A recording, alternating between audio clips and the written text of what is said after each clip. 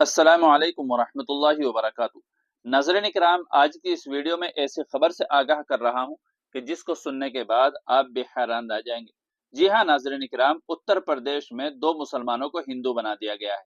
नाज़रीन इकराम, उत्तर प्रदेश में धर्म परिवर्तन के खिलाफ कड़ी सजा का कानून बनाया गया है।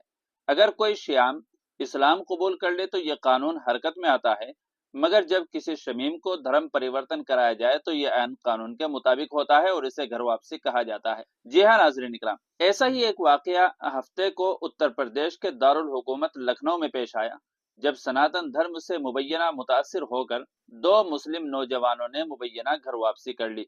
मंकेश्वर मंदिर में महंत देविया गिरी ने दोनों को माथे पर तिलक लगाकर सनातन में खुश आमदेद कहा है। उनको नया नाम दिया गया है। इस दौरान ठाकुर जितेंद्र नारायण सिंह सेंगर भी मौजूद थे। वो पहले सैयद वसीम रिजवी के नाम से जाने जाते थे। उन्होंने कहा है कि समाज में नफरत और तासुब को एक तरफ छोड़कर आज सरफराज अहमद 40 साल साकिन बिजनौर और गुलनाज 32 साल साकिन शाहजहांपुर ने सनातन कबूल किया है। उन्होंने दावा किया है कि सनातन कल्चर को बगैर किसी दबाव के हम सब के दरमियान कबूल किया है। हम सब इनका सनातन धर्म में खैर मकदम करते हैं। इसके साथ सनातन धर्म में इनका नामकरण भी कर दिया गया है। सरफराज अहमद का नाम अब राजन मिश्रा और गुलनाज का नाम विराट शर्मा है। मुआशरा अब इन्हें इन नामों से पहचानेगा। ठाकुर जितेंद्र नारायण सिंह सेंगर ने सनातन धर्म में तब्दीली के बाद दोनों को 11,000 रुपए के चेक दिए हैं।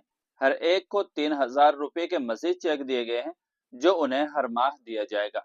तो नाज़रीन किराम, इस तरह की रिपोर्ट के बारे में आपकी क्या राय है, कमेंट करके जरूर बताइएगा।